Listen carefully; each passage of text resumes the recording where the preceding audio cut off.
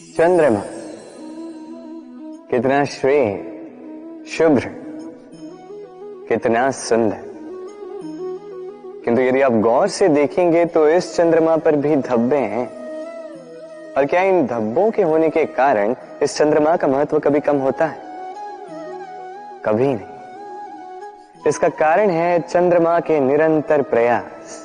तनिक इस आकाश में देखिए, यह अंधकार सदैव प्रयास करता है चंद्रमा पर हावी होने का।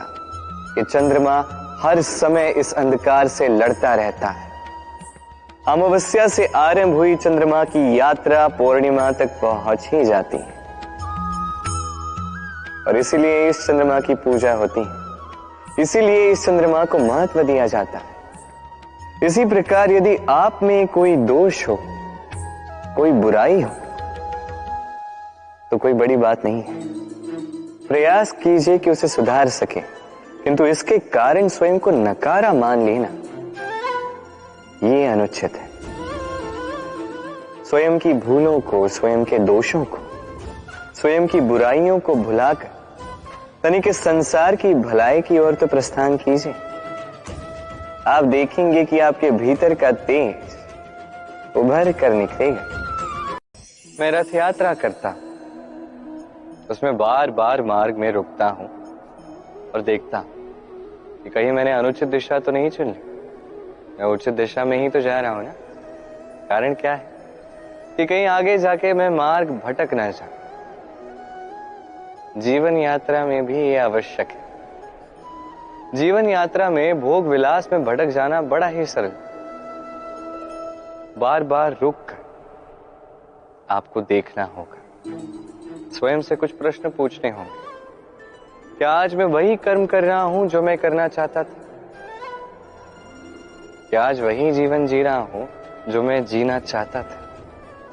यदि इन प्रश्नों का उत्तर हां है तो ही आगे बढ़िए, अन्यथा रुक जाइए और विचरण कीजिए।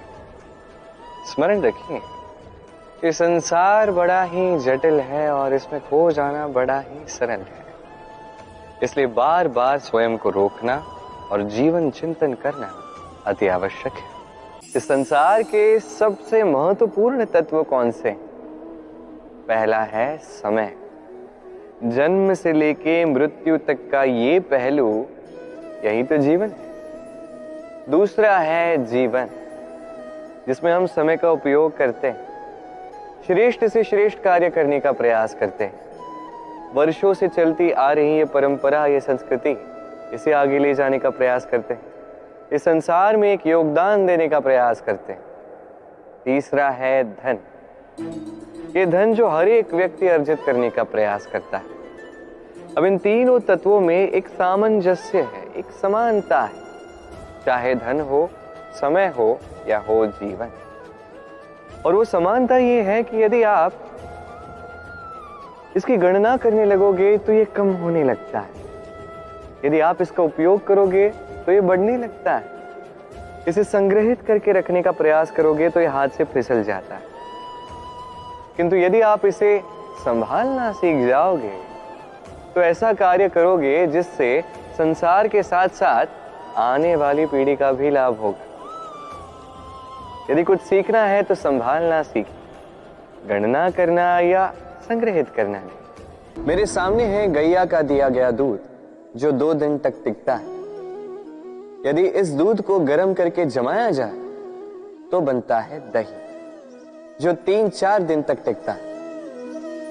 यदि इस दही को मथोगे तो बनता है माखन, जो सप्ताह तक चलता है। और यदि इस माखन को ताप दिया जाए तो बनता है घी, जो वर्षों तक खराब नहीं होता। अर्थ समझे? ताप और मंथन। जितना परीक्षाओं की कसौटी पर खरे उतरोगे, जितना कठिनाइयों का ताप सहोगे, जितना मंथन की चुनौतियां सहोगे, उतना ही यश, बल और सामर्थ्य बढ़ेगा। तो कर्म करो, कठिनाइयों का सामना करो और मंथन से मन को शुद्ध रखो। कितनी शांत, सौम्य, शीतल होती है एक बहती नदी। आसपास की भूमि को नम करती है, पशुओं को जल देती है, पक्षियों के लिए क्रीड़ा स्थल बन जाती है और हमें देती है शांति। किंतु बाढ़ में जब यही बहती नदी प्रकोप पर उतर आती है, जब अपना रौद्र रूप धारण कर लेती है, कुछ नहीं छोड़ती। वन, घर, शहर, पर्वत तक तोड़ डालती है ये शांत बहती नदी। अब इसी प्रकार होते हैं हमारे भाव। जब तक शांत है, जब तक नियंत्रण में, तब तक सदा आपको सुख देंगे। किंतु यदि ये अनियंत्रित होकर बाहर निकले, सर्वस्व का अंत कर देते हैं। इसलिए भावनाओं के नियंत्रण में नहीं, भावनाओं को नियंत्रण में करना सीखें। आप जीवन में बहुत सफलता पाएंगे। इस संसार में मैं कुशल सारथी के रूप में प्रसिद्ध हूं। अब ऐसा भला क्यों है? क्योंकि मैं क्षण प्रति क्षण रथ की डोर अपने हाथ में पूर्ण रूप से थामे रखता हूं। जैसे ही रथ मार्ग से भटकने लगे, उसी क्षण उसे मार्ग पे ले आता। बस इसीलिए सब मुझे कुशल सारथी कहते हैं। अब आपको भी आपके जीवन में कुशल सारथी बनना होगा। अर्थात आपको रथ नहीं चलाना है, बस भावनाओं पर नियंत्रण रखना है।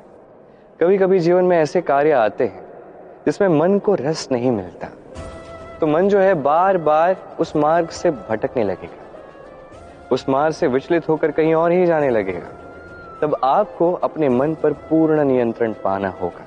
इसकी डोर अपने हाथ में पूर्ण रूप से थामे रखनी होगी, और जैसे ही मन भटका, उसे मार्ग पे ले आइए। पुनः भटकेगा, पुनः मार्ग पे ले आइए। स्मरण रखिए, जब आप अपने मन पर नियंत्रण पालेंगे, जीवन पर नियंत्रण पालेंगे। अपने जीवन में कुशल सारथी बनिए। मन चाहे स्थान, मन चाहे लक्ष्य तक पहुंच सकते हैं।